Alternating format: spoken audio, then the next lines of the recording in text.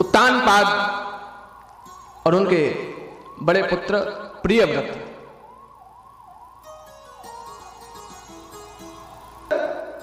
का विवाह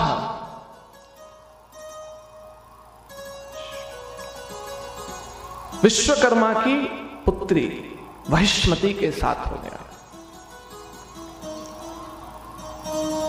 तपस्या करने के बाद भगवान ने उनको कहा कि आप विवाह करो और आप चिंता मत करो, आपके यहां मैं पुत्र बन के आऊंगा। और कहते हैं कि राजा प्रियव्रत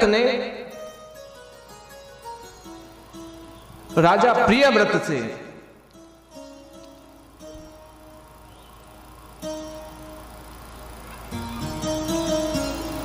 वहां पर आगे चल के राजा नाभि, और नाभि से फिर जो वंश चला ऋषभ देव जी का। आप लोग इधर ध्यान दो,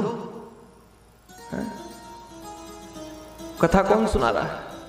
का जन्म हो गया और उन्हीं से ऋषभ देव जी से यह जैन संप्रदाय चलना प्रारंभ हो गया। ऋषभ देव जी के 100 पुत्र, जिनमें सबसे बड़े पुत्र भरत, और ऋषभ देव जी ने अपने 100 पुत्रों को उपदेश देना प्रारंभ किया। सबसे आगे भरत बैठे, फिर दूसरी पंक्ति में 10 और बैठे, फिर 42 और बैठाए गए, और ऐसे करके पंक्तियां लगाई गई और ऋषभ देव जी उनको उपदेश देने लग गए। जो सबसे नजदीक बैठे हुए थे वो ऋषभ देव जी के तप के प्रभाव से पिता के जैसे हो गए। ऋषभ देव जी दिगंबर हो गए, नग्न रहने लग गए, राजपाट भरत को दे दिया, परमहंस हो गए। और भरत ने भी राजपाट चलाते चलाते चलाते चलाते उस राजपाट को त्याग दिया और वन में आ गए। बहुत सुंदर कथा है। वन में आ गए और वन में आकर के भगवान का कीर्तन भजन करने लग गए। वन में ही एक छोटी सी कुटिया बना ली और वहीं सुबह शाम पास के नदी पर स्नान करते, जल लाते, भगवान का अभिषेक करते, पूजन करते, संध्या हवन किया करते।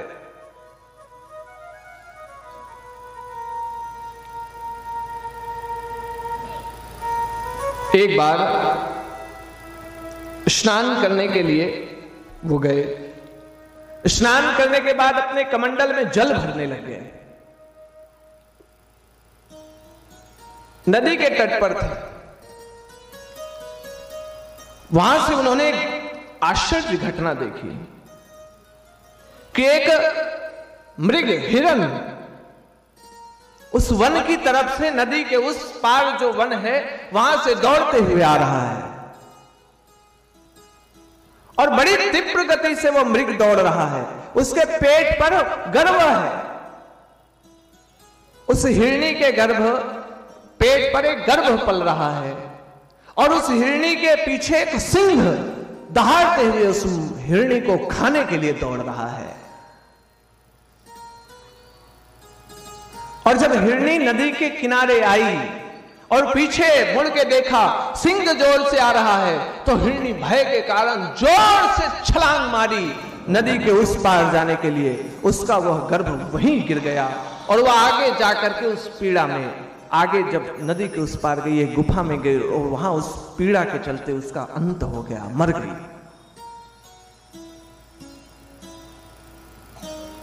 भरत जी ने देखा कि ये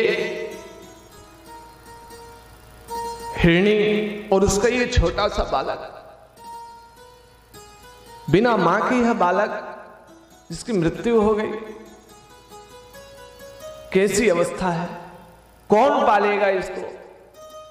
क्योंकि कल मैंने बताया था ना, संत हृदय नवनीत समाना। और वो उस हिरण को अपने आश्रम में ले आए, हिरण को आश्रम में ले आए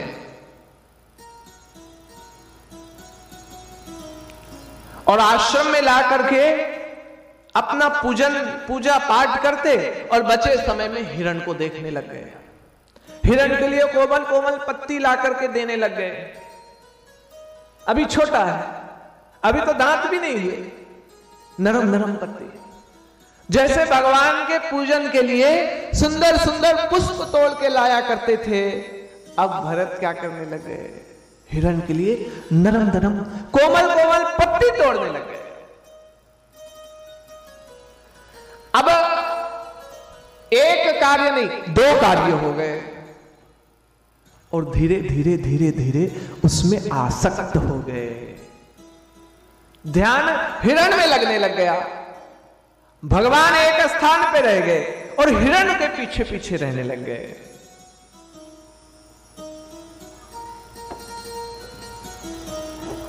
हिरण कहीं जाता तो उसके पीछे भागते खोजने के लिए, और एक दिन आश्रम से वह हिरण बड़ा हुआ और वहां से भाग गया।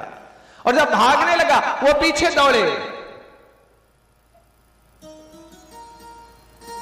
खूब दूर दौड़े, जैसे तैसे पकड़ में आया, पकड़ के लाए आश्रम में। और जो सबकी गति होती है, एक दिन वो समय भरत जी का आ गया। काल प्रबल हो गया और अब उनकी सांसें उखड़ने लग गई। जब सांस उखड़ने लग गई, अब उनका ध्यान हिरण पे आ टिका कि मेरे मरने के बाद अब हिरण को कौन देखेगा, हिरण की सेवा कौन करेगा, हिरण की रक्षा कौन करेगा, उसको पत्ती ला करके कौन खिलाएगा, उसके मलमूत्र वीट को कौन साफ करेगा। और ऐसा सोचते सोचते भरत जी का अंत हो गया। अंतोमति सा गति, मृत्यु का समय देखो। इसलिए कहा जाता है अब बुढ़ापा आ गया तो भगवान का नाम करो, भगवान का नाम जपो, कहते ना। लेकिन देखो, जो शुरू जन्म से लेकर के बुढ़ापे पर्यंत जो आपने जप रखा है, अंत में तो वही ध्यान आएगा, मन में वही घूमेगा, मन लगता नहीं। बूढ़े लोग ही कहते महाराज जी मन लगता नहीं भजन में, क्या करें, बैठते तो हैं पूजा करने लेकिन मन लगता नहीं, क्या करें, माला जपते तो हैं लेकिन बहू ऐसा काम करती है कि मन लगता नहीं।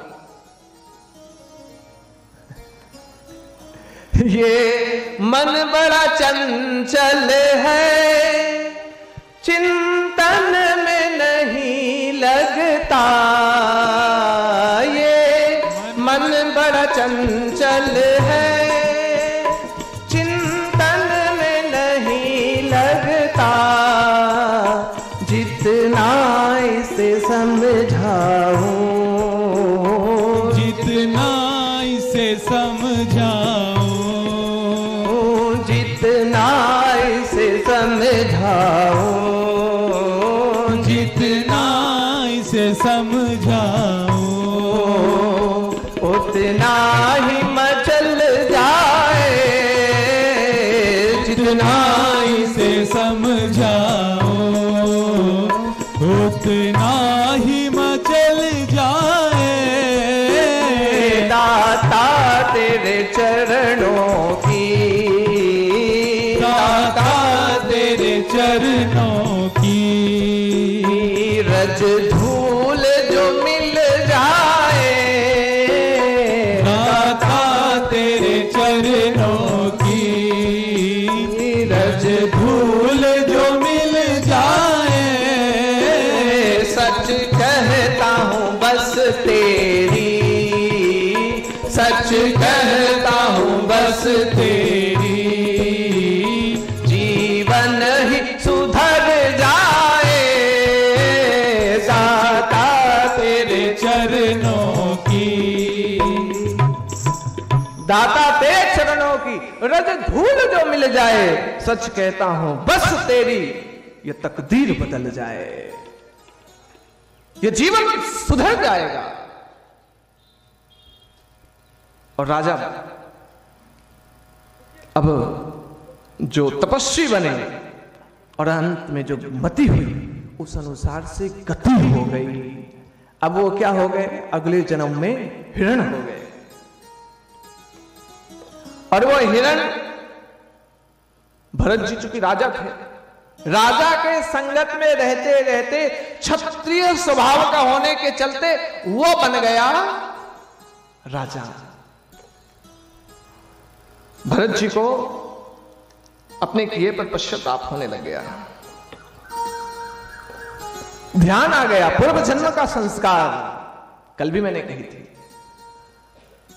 कि कर्म अच्छे करोगे तो पूर्व जन्म का संस्कार उदय होगा।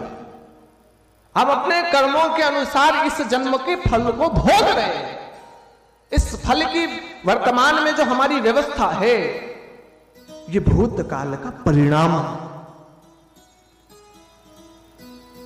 हम यदि आज ये कथा सुन रहे हैं, मैं यदि आज आपको ये कथा सुना रहा हूं, तो यह कहीं ना कहीं पूर्व समय का ये परिणाम है, हमारे संस्कार है, भक्ति है, प्रभु भक्ति थी, इसलिए यह संभव हो पाया। यहां तो ऐसे कितने लोग उपस्थित हैं। आज मेरे पास एक दो लोग आए, बोले क्या करें महाराज, इच्छा भागवत की बहुत होती थी लेकिन जिंदगी में पहली बार सुन रहे, बहुत आनंद आ रहा। बोले अब तो 7 दिन सुन के जाएंगे, यहीं रुकेंगे। ये तो कितना अच्छा है कि यहाँ के नरसिंहगढ़ वाले, धर्मगढ़ वाले लोगों ने इतना अच्छा अनुष्ठान किया। अरे कुछ लोगों को मन में ऐसे आता है ये मारवाड़ी समाज वाले करा रहे हैं तो केवल मारवाड़ियों का है। ऐसी बात नहीं है, कथा तो सबकी है। में हो गए भरत जी और मृग योनि को उन्होंने त्याग दिया।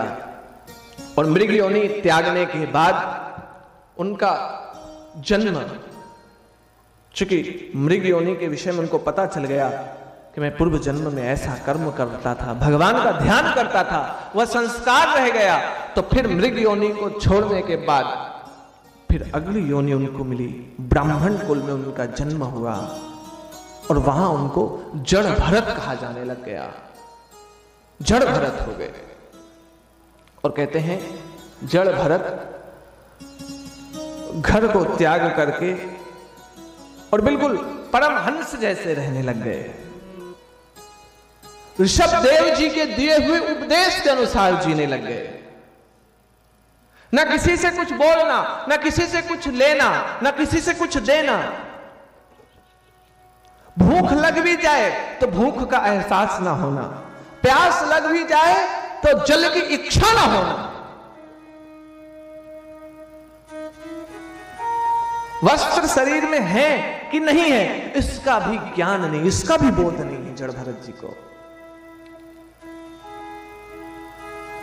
चलते तो जमीन देख करके चलते, कहीं कीड़ा तो नहीं आ रहा, कहीं कोई कीड़ा मरने वाला तो नहीं, कहीं कोई जीव मरने वाला तो नहीं। बिल्कुल सहज स्थिति में हो गए, आनंदित होने लग गए, किसी से कोई लेना देना नहीं।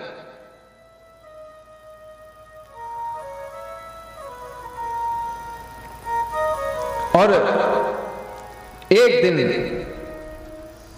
राजा रहुगण जो मृग था, जिसका जन्म राजा हो गया अब, और वो पालकी से गुरु को खोजने के लिए निकला, गुरु बनाने के लिए निकला। पालकी पर बैठा हुआ है और पालकी उठा रखा है लोगों ने।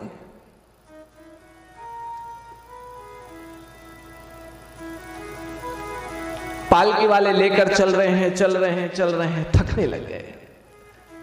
रास्ते में देखा जड़ भरत जी बैठे हुए हैं उन लोगों ने सोचा कि इसको बुला लेते हैं, बड़ा मोटा तगड़ा मुस्टंडा जैसे लगता है, सीधा साधा सा लगता है, कुछ बोलने वाला नहीं, पागल जैसा लगता है। आमतौर पे जो सीधा साधा व्यक्ति होता है उसको लोग पागल समझते हैं, ये तो पागल है। और पागल समझ करके उसको आवाज दी, ए इधर आ।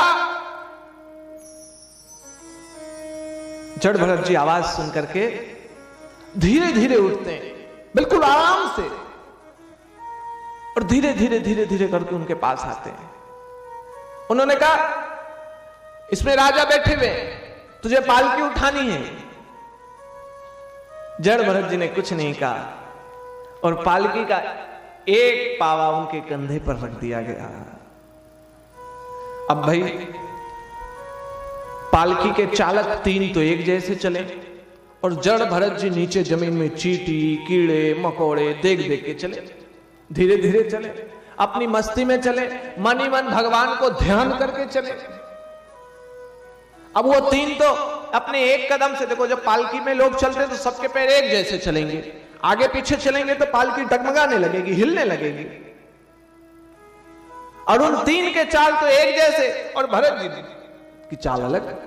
वो नीचे देख के चले, एक बार नीचे देखें कोई कीड़ा तो नहीं, फिर दूसरा कदम रखें, फिर थोड़ी देर आगे देखें और तो कोई जीव जंतु तो नहीं, फिर दूसरा कदम रखें, फिर देखें अरे आगे कोई कीड़ा मकोड़ा तो नहीं, फिर तीसरा कदम बढ़ाएं। जब पालकी हिलने लग गई बार बार, कुछ देर के बाद भी जब पालकी संतुलन में नहीं चलने लगी तो राजा को क्रोध आ गया। राजा ने बोला, अरे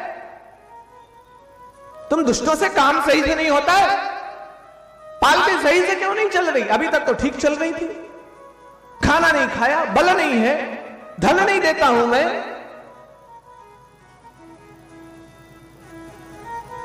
एक सेवक ने कहा, महाराज हमने एक नए सेवक को बुलाया है, वो बड़ा धीरा चलता है, सुस्त सा है तो मुस्टंडा मोटा तगड़ा। राजा नाहुष ने कहा, राजा राहुगण ने कहा,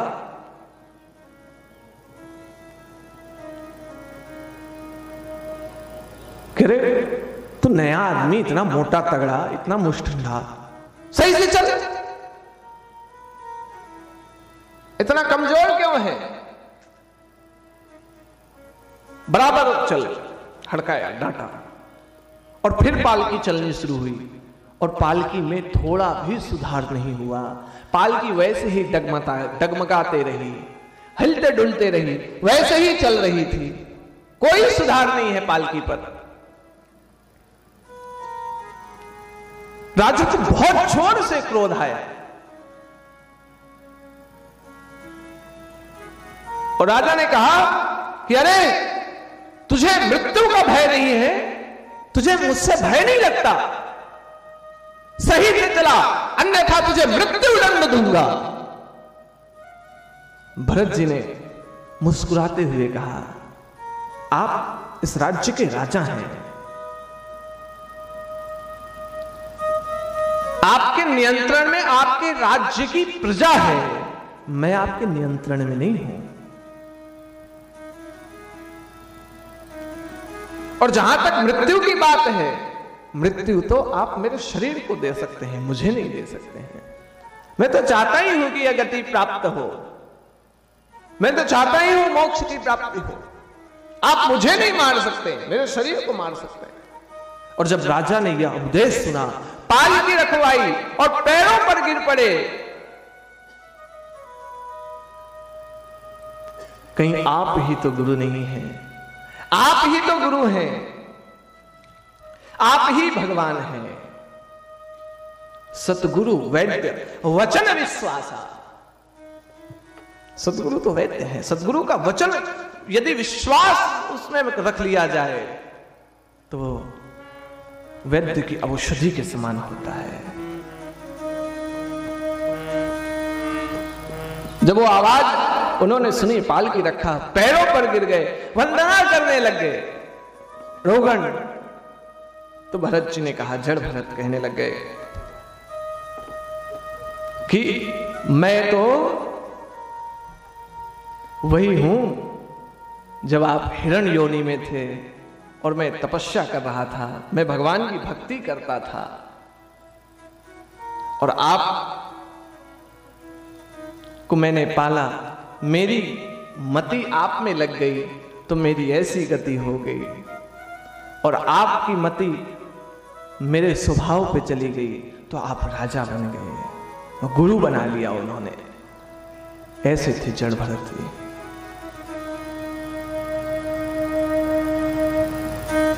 हमें अपने कर्मों को ऐसा बनाना चाहिए। कल भी मैं संस्कार के विषय में कह रहा था, हमारे एक एक संस्कार, एक एक कर्म ऐसे हों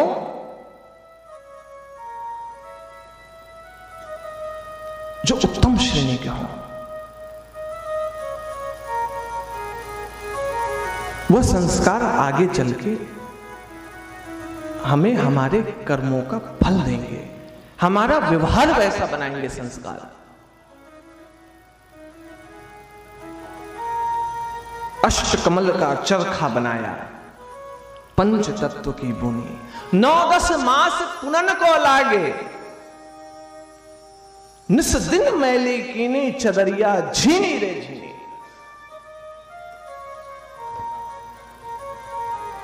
नौ 10 महीने में ये शरीर, ये मांस का ये छोटा सा पिंड तैयार हो जाता है और हम इसको खा पी करके नित्य प्रत्येक दिन इसके साथ ऐसा व्यवहार करते हैं, इस शरीर को दूषित, पवित्र, अपवित्र कर देते हैं। बहुत सुंदर भजन आता है,